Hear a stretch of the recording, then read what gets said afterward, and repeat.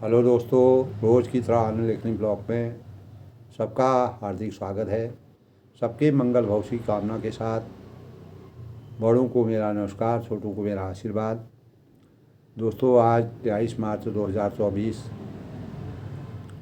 और दिन शनिवार, फाल्गुन माह के शुक्ल पक्ष की चतुर्दशी तिथि। और इस तिथि को दोस्तों पूर्व फाल्गुनी नक्षत्र और सूर्य योग का संयोग बन रहा है।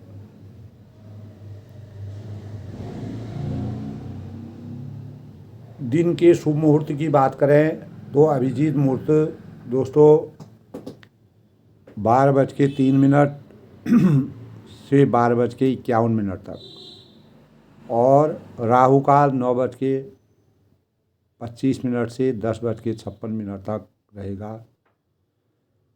सूर्य भगवान उदय होंगे 6:21 पर और सूर्यास्त होगा दोस्तों 6:34। इस प्रकार आज का सूक्ष्म पंचांग है दोस्तों। जैसे कि हम जानते हैं दोस्तों, आज शनिवार का दिन शनिदेव के बुरे प्रभावों को कम करने के लिए शनि देवता को समर्पित यह दिन होता है। और शनि ग्रह हिंदू पौराणिक कथाओं में शनि एक शिकारी ग्रह के रूप में माना जाता है। समुद्र मंथन के समय शनिदेव ने देवताओं और असुरों के बीच में अनेक प्रकार के जो विचार विमर्श हुए, उसमें शनिदेव ने न्याय की प्रासंगिकता को सामने रखा। तो इसीलिए शनिदेव को न्याय के कारक माना जाता है। और शनिदेव जो है, शनि दोस्तों कर्म फलों का दाता माना जाता है। जैसा कर्म करेंगे वैसा हमको फलों की प्राप्ति होगी, और हम जिस प्रकार का कार्य करेंगे, अच्छे कार्य करेंगे तो हमारा जीवन अच्छा होगा। अगर हम कार्य बुरे करेंगे तो हमको नकारात्मक ऊर्जा मिलेगी और हम अनेक प्रकार के सांसारिक भवबंधनों में फंसे रहेंगे और कहीं न कहीं हमारा जीवन अव्यवस्थित रहेगा। तो शनि देवता जो हैं दोस्तों, बीमारियों और सुरक्षा चाहने वाले व्यक्तियों को शनि का उपवास जो है अवश्य रखना चाहिए। शनिदेव को खुश करना चाहिए।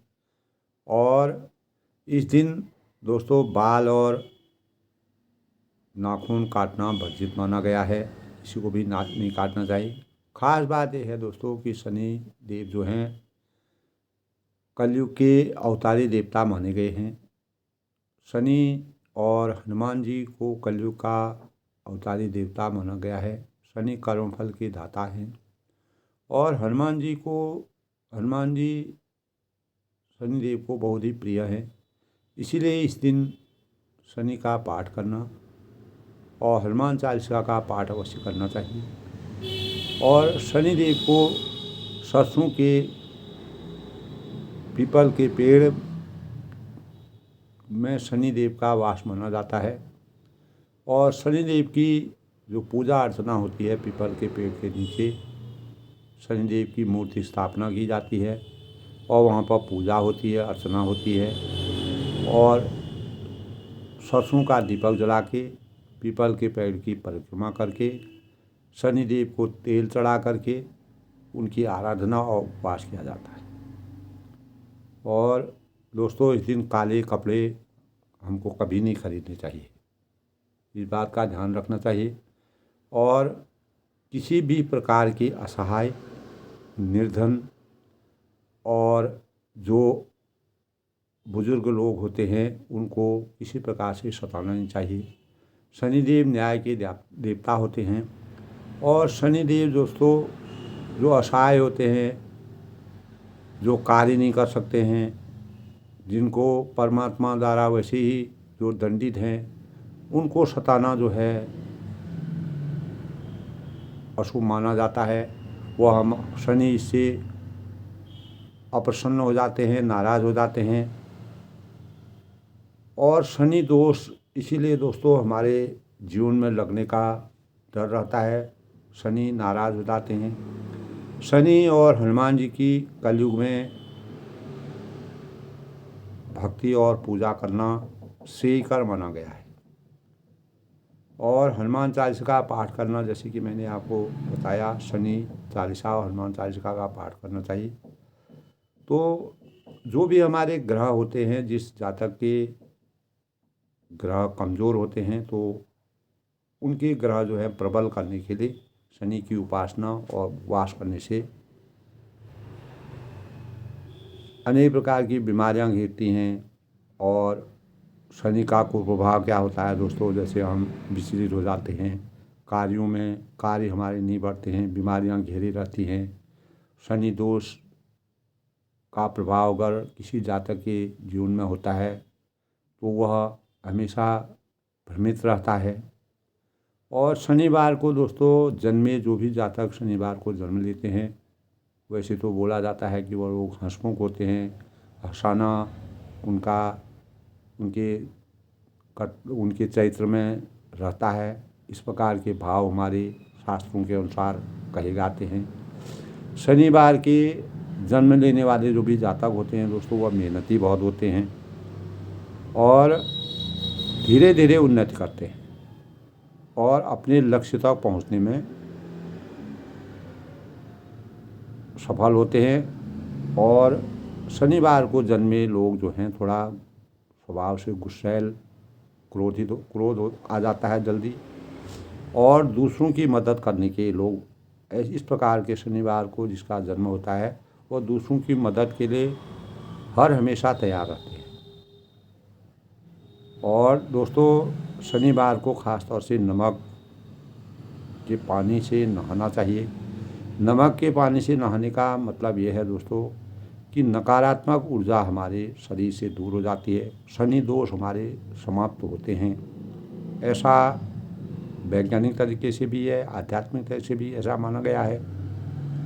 तो अनेक प्रकार की चीज़ों से हमको छुटकारा मिलता है। इस दिन फर्नीचर का खरीदना है और मशीनरी की चीज़ें खरीदना है और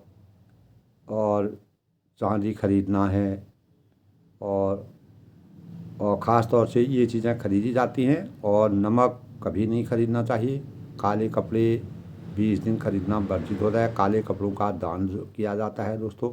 शनिवार को जैसे कि मैंने बताया, पीपल के पेड़ में शनिदेव की का वास माना जाता है, उनकी उपासना करनी चाहिए। शनिदेव का सबसे अच्छा मंत्र दोस्तों ओम शम शनिश्चराय नमः, इसका 108 बार जाप करके शनि दोष से हमको मुक्ति मिल सकती है। और शनि का दूसरा ये है दोस्तों नीलांजना समाधानम रविपुत्रं यमराजनम। नीलांजनां समाधानं रविपुत्रं यमराजनं छाया मार्तंड संभूतम तम नमामि शनीश्वरम। इस मंत्र का पाठ अवश्य करना चाहिए दोस्तों। शनिदेव जैसे मैंने बताया, कर्मण्येवाधिकारस्तु मा फलेषु कदाचन, कर्म पर हमारा अधिकार है और हमें फल की इच्छा नहीं करनी चाहिए। ये शनिदेव की उपासना पर है। और कर्म से दोस्तों हमको यश की प्राप्ति होती है और धर्म की रक्षा होती है और आत्मा का उत्थान होता है, हमारी आत्मा का उत्थान होता है। और सबसे बड़ी चीज़ ये है दोस्तों, कर्म हमारे भविष्य का निर्माता होता है। हम जिस प्रकार के कर्म करेंगे उस प्रकार के हमारा भविष्य बनेगा। तो काम जैसा हम करते हैं, कर्मण्येवाधिकारस्तु मा फलेषु कदाचन, हम जैसा काम करेंगे वैसे ही फलों की हमको प्राप्ति होती है। अगर हमारे काम नेक होंगे अच्छे कार्य करेंगे, अच्छा रास्ता अपनाएंगे, तो हमें अवश्य ही अच्छे फलों का मार्ग मिलता है। तो कर्म फलों को मैं बाधा से रोकने के लिए, कर्म फलों को सकारात्मक बनाने के लिए शनिदेव की उपासना बहुत ही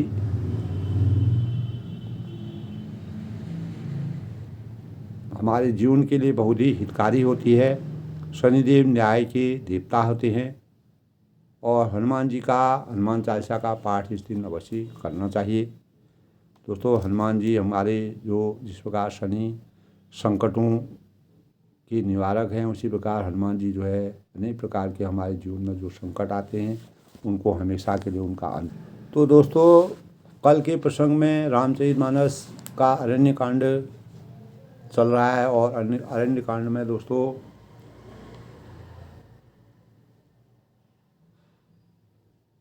मुनि जो हैं, अगस्त्य मुनि जो हैं, रामचंद्र जी, मर्यादा पुरुषोत्तम भगवान राम जी वन में भ्रमण करते करते श्रुतीक्षण जी ने उनकी आराधना करके ज्ञान प्राप्त करके अपने जीवन को धन्य किया। और तब वह अगस्त्य ऋषि के द्वारा श्रुतीक्षण मुनि को ज्ञान की जो संरचना हुई थी, उनको ज्ञान की प्राप्ति हुई थी, अगस्त्य ऋषि के माध्यम से हुई थी। तो तब जब श्रुतीक्षण जी ने मर्यादा पुरुषोत्तम रामचंद्र जी का आशीर्वाद प्राप्त कर दिया और उनके मन में इस प्रकार के भगवान की भक्ति का आशीर्वाद का प्रादुर्भाव हो गया, तब मर्यादा पुरुषोत्तम भगवान राम जी ने कहा, जैसे जैसे लोक कल्याणकारी कार्य वो करते थे वैसे वैसे आगे बढ़ते थे। अगस्त्य जी ज्ञान के भंडार थे और वह मर्यादा पुरुषोत्तम भगवान राम जी भी अगस्त्य ऋषि के बारे में जानते थे, उनको अंतर्यामी थे, उनके बारे में साधना में वह हमेशा लीन रहते थे। उन्हीं साधना के कारण मर्यादा पुरुषोत्तम भगवान रामचंद्र जी अगस्त्य ऋषि के आश्रम में खुद जाते हैं। तो प्रभु के साथ गुरु जी के पास जब यानी श्रुतीक्षण जी पहुँचते हैं, वो कहते हैं, हे नाथ, आप ऐसे कोई यानी मुनि की चतुरता देखकर उन्होंने कहा कि इसमें हे नाथ, आप पर मेरा कोई एहसान नहीं है। आपने जो आपने मेरे को दर्शन दिए। तो मुनि की इस प्रकार की बातों को सुनकर के मर्यादा पुरुषोत्तम ज्ञान के भंडार रामचंद्र जी और लक्ष्मण जी आपस में संवाद करते हैं, हंसते हैं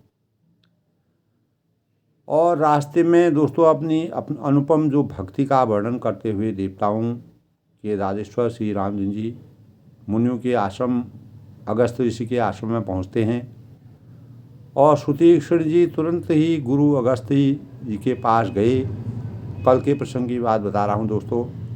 और दंडवत करके उन्होंने प्रणाम किया। तब नाथ कौशलाधीश कुमारा आए मिलन जगत आधारा, राम अनुज समेत वैदेही निशिदिन देव जपत हौजे। यानी जो अगस्त्य ऋषि थे, हे नाथ, अयोध्या के राजा दशरथ जी के कुमार, तब वह कहते हैं अगस्त्य ऋषि से श्रुतीक्षण जी की जगत के आधार मर्यादा पुरुषोत्तम भगवान रामचंद्र जी अपने भाई लक्ष्मण सहित और सीता माता सहित आपसे मिलने आए हैं और जिनका आप रात दिन जिनकी तपस्या में लीन रहते हैं, जिनकी साधना में आप हजारों सालों से आपके ज्ञान से मुझे ज्ञान प्राप्त हुआ और मैं भगवान की भक्ति में लीन होने का आशीर्वाद मुझे आपकी कृपा से हुआ, वही भगवान आज आपके आश्रम में विराजे हुए हैं। तब यह सुनते ही अगस्त्य ऋषि पुलकायमान हो गए और वह उनको आश्चर्य हुआ और भगवान को देखने के लिए, भगवान के दिव्य दर्शन को प्राप्त करने के लिए उनके नेत्रों में जल भर आया। दोस्तों, होता है जब उन्होंने स्वप्न में भी नहीं सोचा होगा कि मर्यादा पुरुषोत्तम भगवान राम जी मुझसे ऐसे मिलने आएंगे। तो जब कोई चीज़ हम कभी नहीं सोचते हैं, अगर वह हमारे जीवन में हो जाती है तो उसमें हमारे अंतःकरण में प्रेम के आंसू झलकते हैं और आनंद और प्रेम के आंसू का जो जल उनके अंतःकरण में भर आया तो दोनों भाई मुनि के चरण कमलों में सिर नवाकर उन्होंने गिर पड़े। और दोस्तों, अगस्त्य जी बहुत ही बड़े ज्ञानी थे, साधना में लीन रहते थे, परमात्मा का आशीर्वाद उनको इसलिए हुआ। तो बड़े प्रेम से वह हृदय से उनसे मिलते हैं और उन्होंने हृदय से उनको, मर्यादा पुरुषोत्तम भगवान राम जी ने जो उनकी भक्ति में हमेशा लीन रहते थे, जो परमात्मा में ब्रह्म में लीन हो जाते थे, उनको हमेशा हृदय से लगाते थे, जिन पर उनका अपार स्नेह हो जाता था। तो ऐसी शक्तियों से, ऐसे महानुभावों से, ऐसी दिव्य आत्माओं से परमात्मा का सानिध्य होता है। तब ज्ञानी मुनि ने आदरपूर्वक कुशल पूछकर मर्यादा पुरुषोत्तम भगवान राम जी को का सम्मान किया, उनका आदर किया और फिर अनेक प्रकार से प्रभु की पूजा करने के भाव अपने अंतःकरण में अंकित किए और अपने मन के अंदर वह सोचते हैं कि मेरे समान भाग्यवान इस संसार में कौन है जो मर्यादा पुरुषोत्तम भगवान राम जी आकर मुझे मिल रहे। अपार आनंद की अनुभूति होती है दोस्तों, जो कभी कल्पना भी नहीं थी। जो चीज़ कल्पनाशील थी वह साकार रूप में अगर हमारे सामने विद्यमान हो जाती है तो हमारा अंदर से दिल, हमारा अंतःकरण में ज्ञान की प्राप्ति हो जाती है। तो दोस्तों, जहाँ तक मुनिगण, सभी मुनिगणों ने तब अगस्त्य ऋषि के साथ मर्यादा पुरुषोत्तम भगवान राम जी का साकार दिव्य दर्शन करके अपार हर्ष की अनुभूति हुई उनको। तब मुनियों का जो समूह था वह जो है खुश हुआ और उनको ज्ञान की प्राप्ति हुई। तब मुनियों के समूह में रामचंद्र जी यानी इस प्रकार से उनके सामने बैठे थे जैसे रामचंद्र जी अपने ही सामने मुख करके ऐसे दिखाई दे रहे थे कि मुनि जो है एक टकटकी लगाकर उनके मुखमंडल को देख रहे थे और ऐसा जान पड़ता था मानो चकोरों का जो समुदाय है, जो समूह है, वह शरद पूर्णिमा के चंद्रमा को, मर्यादा पुरुषोत्तम भगवान राम का स्वरूप शरद पूर्णिमा के समान दिव्य है। तुलसीदास जी की इस प्रकार की रचना जो हमारे हृदय में अंकित होती है उसका ऐसा सारगर्भित वर्णन उन्होंने किया है। तो सभी मुनियों ने अपार हर्ष और भक्ति और स्नेह और ज्ञान की प्राप्ति उनको हुई। तब दोस्तों यही होता है जब मुनि को भगवान राम जी का आशीर्वाद प्राप्त होता है तो समय की उपासना, समय जो है इतना बलवान होता है दोस्तों। उपासना ऐसे समय में जब मर्यादा पुरुषोत्तम भगवान राम जी का आशीर्वाद अगस्त्य ऋषि को मिला, उनके दर्शन हुए, उनके दर्शन के से अनेकों मुनियों ने अपने जीवन को धन्य किया, इस संसार के माया मोह के बंधन से दूर हुए। तो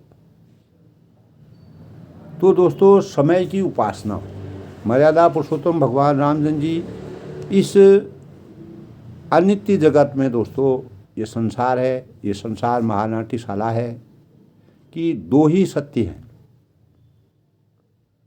एक है परमात्मा और दूसरा है समय। क्योंकि अगस्त्य ऋषि का समय कभी उनको ये ज्ञान भी नहीं था कि परमात्मा इस प्रकार से इस समय मेरे पास मैं उनके दर्शन करूँगा।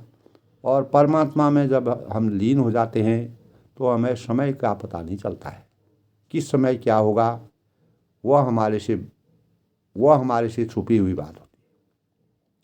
तो दोस्तों, दोनों दृश्यमान न होने के कारण केवल अनुभव गम्य है। और नास्तिक भले ही परमात्म तत्व को न स्वीकारते हों, जो परमात्मा को नहीं मानते हैं, जो नास्तिक होते हैं, एक नास्तिक होते हैं जो परमात्मा को मानते ही नहीं हैं, और कुछ लोग होते हैं जो आस्तिक होते हैं, जो परमात्मा को साकार रूप में मानते हैं। पर समय को कोई अस्वीकार नहीं कर सकता है। मैं मान सकता हूँ कि लोगों में एक सगुण होते हैं, एक निर्गुण होते हैं। कोई परमात्मा को मानता है, कोई नहीं मानता है, अपने अपने भावों के अनुसार है। और लेकिन समय को अस्वीकार कोई नहीं कर सकता है।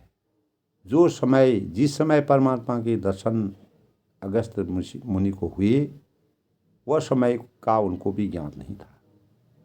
वह केवल उनके अंतःकरण में केवल आस्तिक थे। वह परमात्मा का ध्यान लगाते थे, उनकी साधना करते थे, रात दिन अपनी भक्ति में लीन रहते थे। तो दोस्तों, यदि समय को परमात्मा का स्वरूप कहा जाए तो किंचित ये असत्य बात नहीं है। क्योंकि ये हमको अगस्त्य ऋषि को जिस प्रकार से परमात्मा का आशीर्वाद प्राप्त हुआ, क्योंकि निराकार, निर्विकार, अविनाशी, अजन्मा आदि जो गुण परमात्मा में समाहित हैं, वही समय से भी है। जिस प्रकार परमात्मा नित्य, सत्य, सनातन और अनादि और अनंत हैं, मर्यादा पुरुषोत्तम भगवान राम जी के ये दिव्य गुण हैं, उसी प्रकार समय भी इन्हीं गुणों से परिपूर्ण है। अगर हम एक एक क्षण समय की वास्तविकता का सही अगर सदुपयोग करेंगे तो हमें इतनी प्रकार की चीज़ें समय से प्राप्त होती हैं। हमारा एक एक क्षण जो है बहुत ही बहुमूल्य होता है। जब तक इस भौतिक शरीर में आत्मा होती है दोस्तों, तो हमें अपने एक पल का जो समय होता है वह भी हमारे लिए बहुत ही आवश्यकी है, उसकी बड़ी कीमत है। तो सृष्टि का कण कण समय की अधीनता को स्वीकार करता है, और परमात्मा के समान यह समय ब्रह्मांड की रचना से पूर्व भी था और बाद में भी रहता है, और वह भी मात्र तटस्थ, साक्षी और दृष्टा है। सभी को समान अवसर परमात्मा देते हैं। हमें उस समय की खोज करनी है, कब परमात्मा हमको अपने दर्शन देते, किस रूप में दें, कहाँ पर हमारी परीक्षा करें, उसी रूप में हमको दिखाई दे। तो जैसे ही समय को जो जिस कर्म भाव से अंगीकार स्वीकार करता है, उसी रूप में फल प्रदान होते हैं। इसीलिए कहा है दोस्तों, कर्मण्येवाधिकारस्तु मा फलेषु।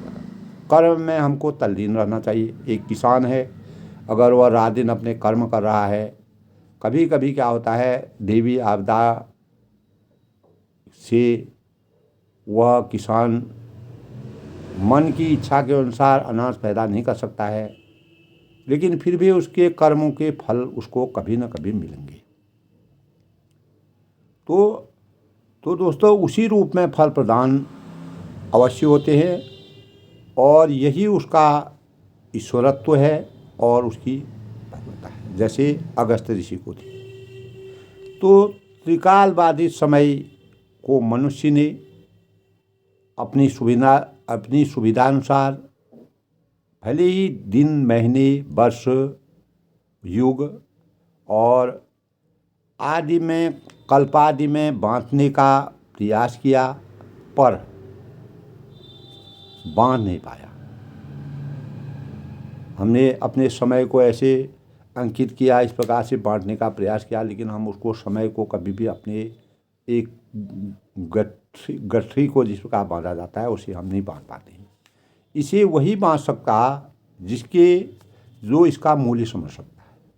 समय का मूल्य जो समझ सकता है वही इसकी उपयोगिता को अपने जीवन में चरितार्थ कर सकता है और वही सच्चा उपासक बन सकता है। जिस प्रकार अगस्त ऋषि जी और सुतीक्ष्ण जो हैं मर्यादा पुरुषोत्तम भगवान राम जी का जिस प्रकार से उन्होंने आशीर्वाद प्राप्त किया और समय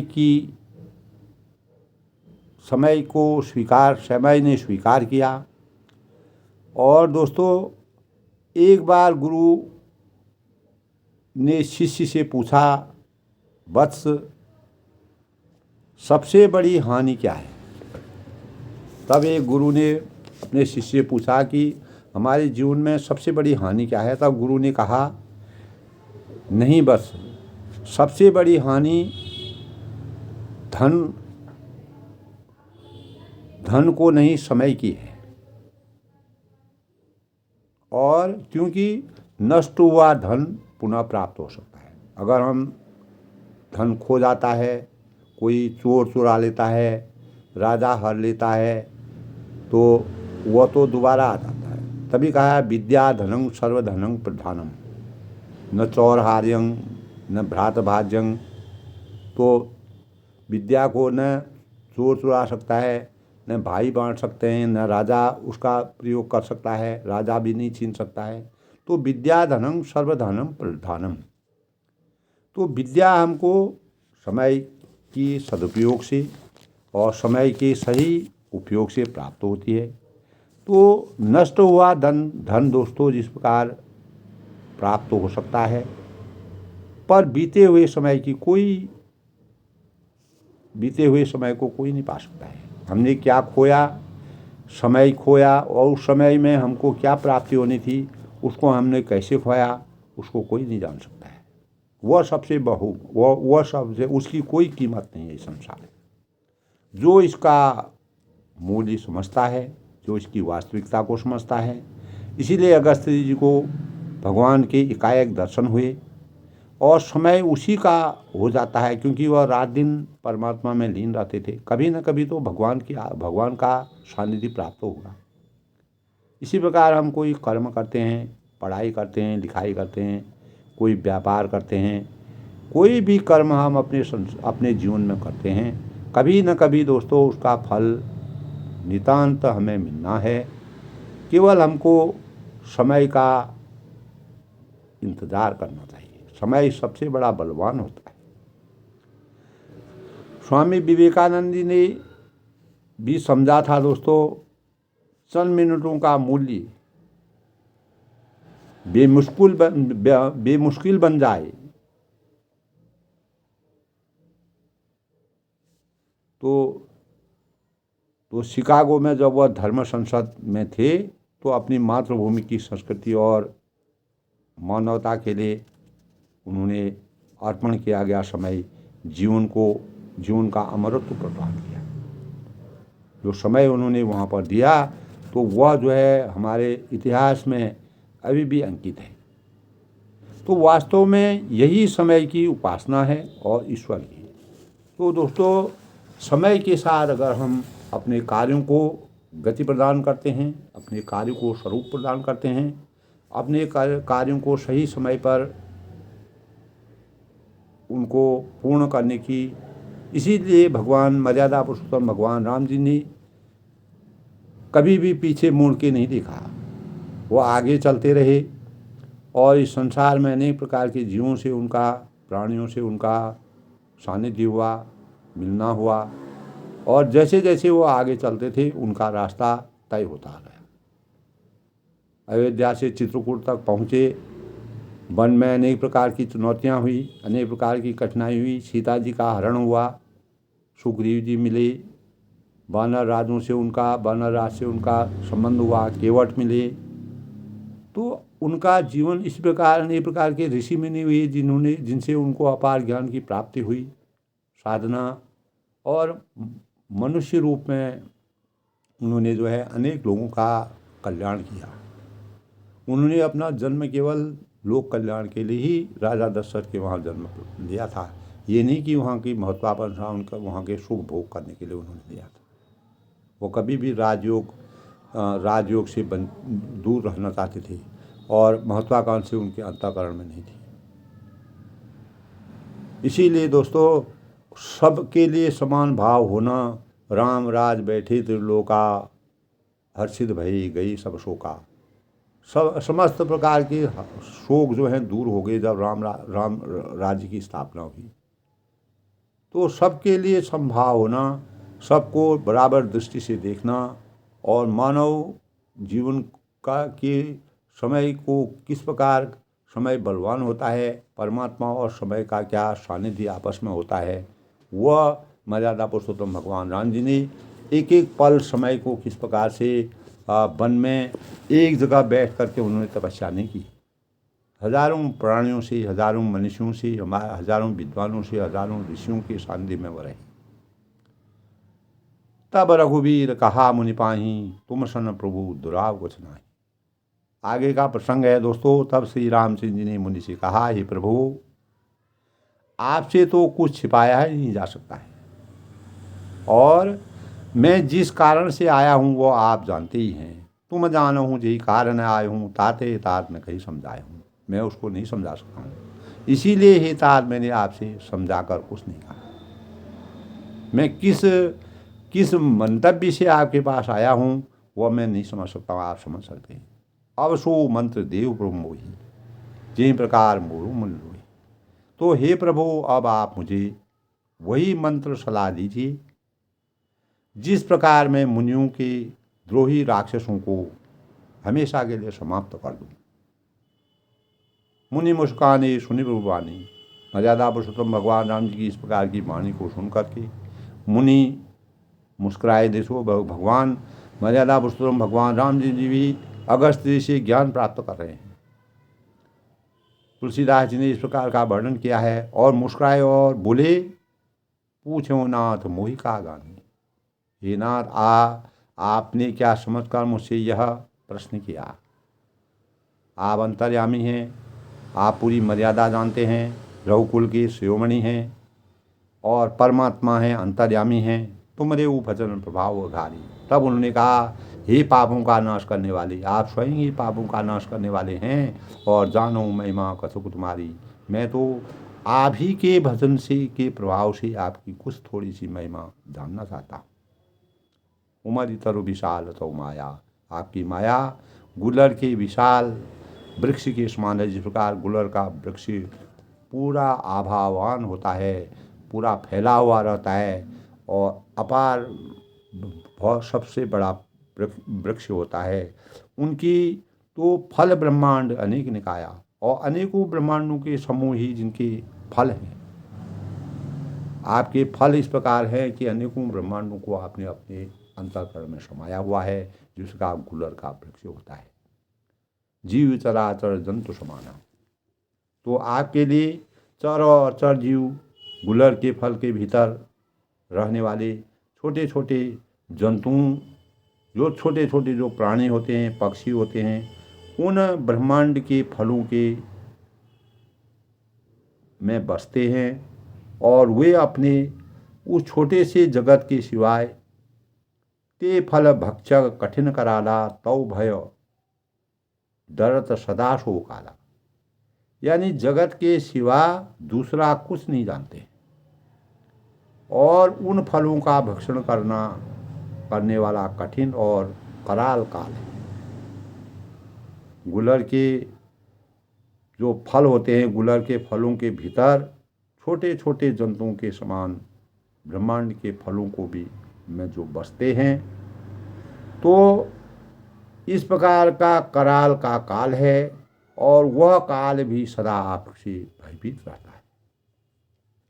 तो वह भी आपसे भयभीत रहता है। आप मेरे से ज्ञान की बात कहते हैं, आप कैसे राक्षसों का अंत होगा उसकी दशा और दिशा मुझसे पूछते हैं, उसके बारे में पूछते हैं। ते तुम सकल लोकावतिशाली। लोकपति साईं उन्हीं उन्हीं उन्हीं आपने इस समय लोकपालों के पापों को होकर मुझसे मनुष्य की तरह प्रश्न किया। जिस प्रकार लोकपाल प्रश्न करते हैं उस प्रकार मनुष्य रूप में आकर के आपने मेरे से इस प्रकार के प्रश्न किया है। पूछे मोई मनुष्य की नाही। मनुष्य जिस प्रकार से प्रश्न पूछता है उस प्रकार आपने पूछा। आप तो अंतर्यामी है, आप शिरोमणि हैं, रघुकुल के श्रेष्ठ हैं और परमात्मा के आधार हैं। और यह बर मांगहूँ कृपा निकेता। तब वह कहते हैं कि हे कृपा के धाम, हे दयालु, हे कृपा के धाम, यह बर मांगहूँ कृपा निकेता। बसऊँ हृदय श्री अनुज समेता। मेरे हृदय में मैं परमात्मा से ही आराधना करता हूँ। मैं आपसे यही वर मांगता हूँ कि आप सीता जी और छोटे भाई सहित जे तुम सकल लोकपति साईं पूछे मोई मनुज की नाही। यह वर मांगो कृपा निकिता बसों हृदय श्री अनुसमेता। उन्हीं आपने समस्त लोकपालों के स्वामी होकर, आप इस संसार के अंतर्यामी होने पर, पूरे संसार के स्वामी होने पर होकर भी मुझसे मनुष्य की तरह प्रश्न कर रहे हैं। ये मेरी आप परीक्षा दे रहे हैं। और हे कृपालु धाम, क्योंकि अगस्त ऋषि बहुत ज्ञानी थी, मर्यादा पुरुषोत्तम भगवान राम जी की अंतरंग की बातें वो जानते थे।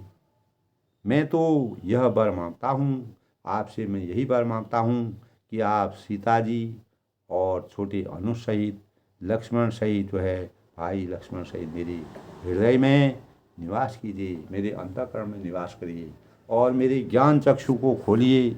और रामचंद्र से कहे अविरल भगति विरति सत्संगा। तब उन्होंने कहा मुझे प्रगाढ़ भक्ति वैराग्य सत्संग और आपके चरण कमल में अटूट प्रेम और प्राप्त हो। अगर आपका प्रेम नहीं होता तो आपके दर्शन मुझे, मैं साधना कर रहा था, मैं भक्ति में लीन था, मुझे ये समय भी पता नहीं था कि आप किस समय मुझे दर्शन देंगे। आप स्वयं ही आकर के आपने मुझे दर्शन दिए। आप अंतर्यामी हैं, आप मेरी भक्ति को जान गए हैं और मेरे ज्ञान को जान गए हैं। और मेरे पास जितना भी ज्ञान था, लेकिन आप तो पूरी संपूर्ण ब्रह्मांड के माया के स्वरूप हैं, पूरी ब्रह्मांड आपके ऊपर समाया हुआ है। तो चरण सरोवर प्रीति अभंगा, आपके चरण को में अटूट प्रेम प्राप्त हो मेरी यही कामना है।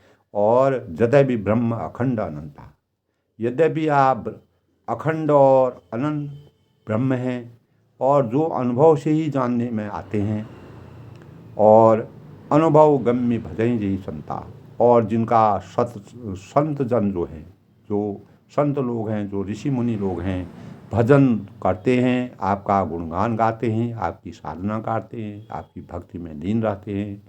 अस तव रूप बखान हो जानो, यद्यपि मैं आपके ऐसे रूप को पूर्ण रूप से जानता हूँ। अगस्त ऋषि मर्मज्ञ थे और फिर सगुन ब्रह्म रतिमाओं, और उसका वर्णन भी मैं करता हूँ। मैं अपने शिष्यों को ज्ञान देता हूँ तो उसका वर्णन भी करता हूँ। तो भी लौट लौट कर मैं सगुण ब्रह्म में आपके उस सुंदर स्वरूप से प्रेम मानता हूँ। आस्तिकता उनके अंदर थी। दोस्तों, जो आस्तिक भाव से परमात्मा को मानता है वह साकार रूप में भगवान को दर्शन देते हैं। संतन दासन देव बड़ाई, आप सेवकों को सदा बढ़ाई देने वाले हैं, बढ़ाई दिया करते हैं, सेवकों को आगे बढ़ाते हैं, उन पर दया करते हैं। ताते मोई पूछे रघुराई, और इसी से हे रघुनाथ जी आपने मुझसे ये प्रश्न पूछा है कि मेरे को इस प्रकार का ज्ञान दीजिए कि मैं पूरे राक्षसों का समूल अंत कर दूं।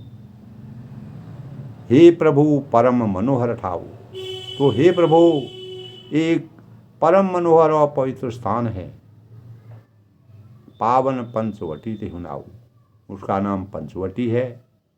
हे प्रभु दंडक बन पुनीत प्रभु कराऊं, आप दंडक बन को, जहाँ पंचवटी है, पवित्र कीजिए, उसको पावन कीजिए। इस धरती को दोस्तों मर्यादा पुरुषोत्तम भगवान राम ने अयोध्या नगरी को इस प्रकार पावन किया।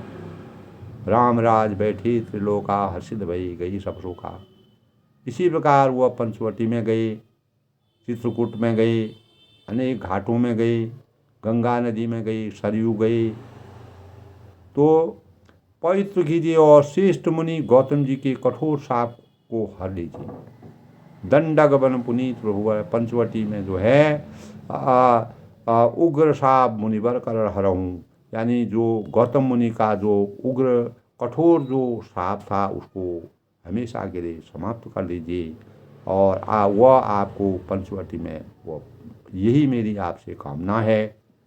बाज करम का रघुवर राया, कीजिए सकल मुनि पर राया। तब उन्होंने कहा, हे रघुकुल के स्वामी, हे मर्यादा पुरुषोत्तम भगवान रामचंद्र जी, आप सब मुनियों पर दया करके वहीं निवास कीजिए। पंचवटी में ही आप अपना निवास स्थान बनाइए। वहाँ पर अनेक प्रकार के ऋषि मुनि आपको मिलेंगे और आपसे वह आपके दर्शन करेंगे, अहोभाग्य होंगे। जो उन्होंने ये साधना जीवन भर वह करते रहे, वह हमेशा के लिए धन्य हो जाएंगे। तब उन्होंने कहा, बास करहूँ तह रघुकुल राया, कीजिए सकल मुनि पर राया।